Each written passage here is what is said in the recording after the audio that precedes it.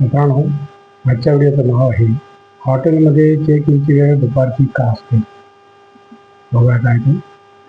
तुम्ही हॉटेलमध्ये राहिल्यावर अनेकदा तुमच्या लक्षात आले असेल की चेक इनची वेळ सहसा दुपारी 12 दरम्यान असते.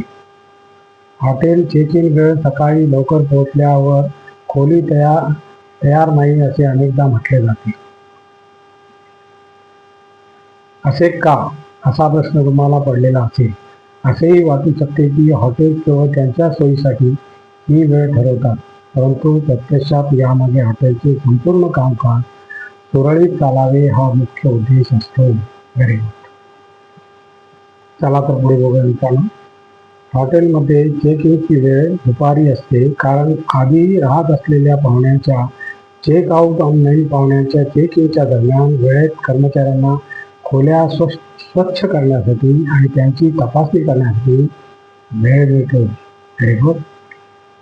साधारणपणे सकाळी 11 ते 2 ते 3 वाजेपर्यंत अवधी यासाठी वापरला जातो.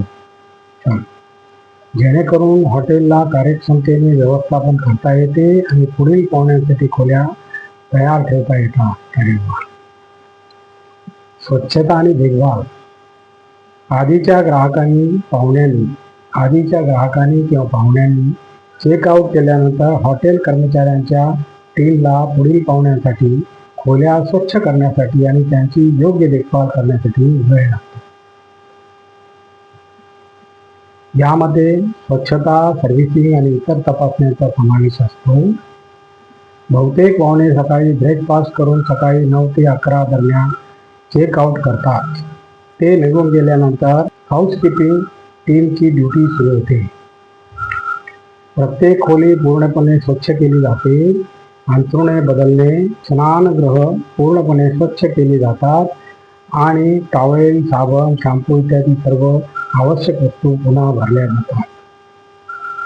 एका मोठ्या हॉटेलमध्ये शेकडो खोल्यांच्या प्रक्रियेत कित्येक तास लागतात. दुपारी 12 ते 2 पर्यंत वेळ हाऊसकीपिंगला घाई न करता पुढील पाहुण्यांसाठी प्रत्येक खोली परिपूर्ण स्थितीत तयार करण्याची आवश्यक असते. Very good. वेळेचे नियोजन. याच वेळेत हॉटेल्सना एकाच वेळी मोठ्या प्रमाणात खोल्या तयार करण्याची संधी असते. यामुळे कर्मचारी एकाच वेळी अनेक खोल्यांची सफाई करू शकतात. हॉटेल ही एखाद्या यंत्रासारखी असतात जिथे प्रत्येक विभागाला एकमेकांशी जुळवून घ्यावे लागते. निश्चित चेक इन वेळ असणे फ्रंट डेस्क, हाऊसकीपिंग आणि व्यवस्थापनाला नियोजन करणे सोपे करते.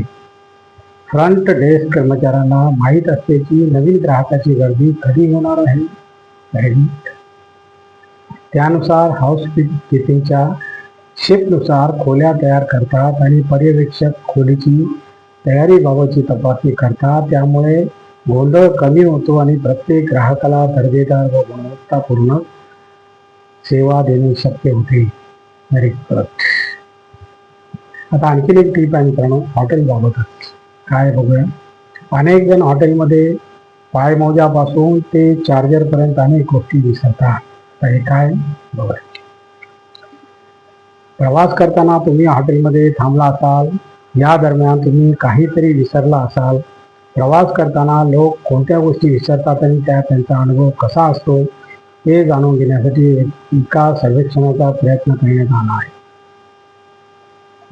सुट्टीचा सर्वात मजेदार भाग म्हणजे प्रवासादरम्यान घडणारे गमतीशीर प्रवास करताना अशा अनेक गोष्टी असतात ज्यांचा आपल्याला कधी खूप राग येतो तर कधी खूप हसू येते.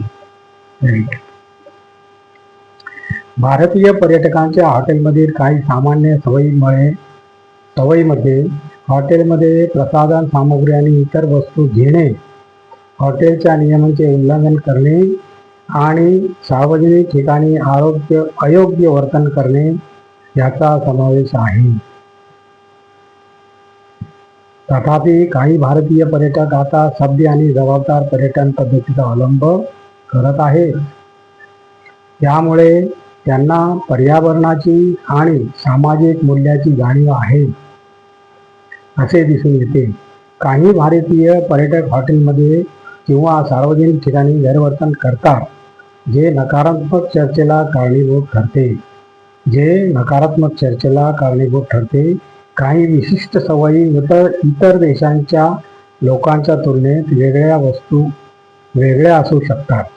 जसे की काही लोक हॉटेलमध्ये गैरशिस्त वर्तन करणे.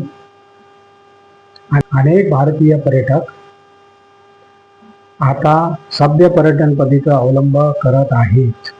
पर्यावरणाची आणि सामाजिक मूल्यांची जाणीव ठेवून जबाबदारीने पर्यटन करताना दिसतात. त्या